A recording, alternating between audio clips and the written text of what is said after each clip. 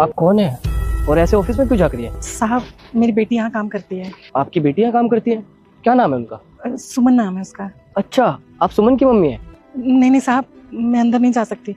अगर मैं अंदर जाऊंगी ना तो मेरी बेटी की बड़ी बेइज्जती हो जाएगी। अंदर नहीं जाऊंगी मैं। अरे आंटी जी, ऐसा कुछ भी नहीं है, कोई आपको जज नहीं करेगा। आप चलिए अंदर।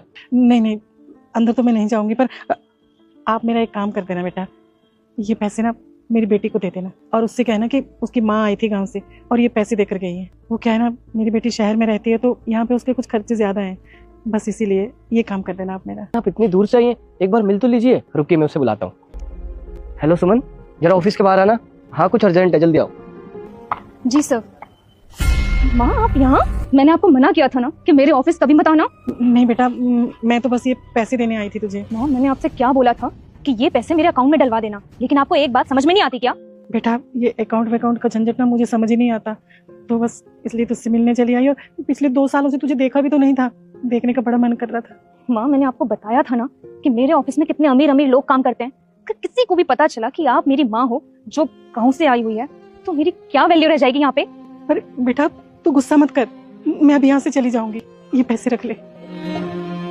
ठीक है, जाइए आप।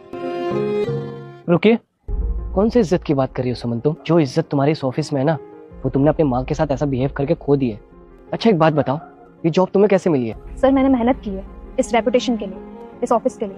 तुम्हें अपनी मेहनत दिखाई दे रही है, लेकिन अपनी माँ की मेहनत नहीं दिखाई दे रही है। तुम यहाँ तक क्या खुद पहुँच गई हो?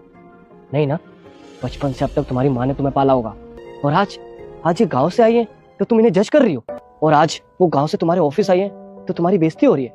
अगर तुम्हारी माँ के आने से यहाँ तुम्हारी बेइज्जती हो रही है ना, तो उनके पैसे लेने से भी तुम्हारी बेइज्जती होनी चाहिए। शर्म आनी चाहिए सुमन, शर्म। माँ, मुझे माफ कर देना प्लीज, अपनी बेटी को माफ कर दो। माँ और बेटी का रिश्ता बहुत ही बहुमूल्य होता है। अपनी माँ बाप पर गुस्सा करना और उन्हें बेइज्जत करना बहुत ही गलत बात है। माँ बाप चाहे कितने भी बूढ़े हो जाएं, लेकिन उनकी जो जगह है वो कभी भी पूरी नहीं हो अरे सकती। नहीं बेटा, तू रो मत, चुप हो जा मेरा बच्चा। मैं तुम्हें 3 दिन की छुट्टी देता हूँ। अपनी माँ को दिल्ली घुमाओ और उन्हें वो प्यार दो जो तुमने आज तक नहीं दिया। जी sir, thank you so much. माँ चले?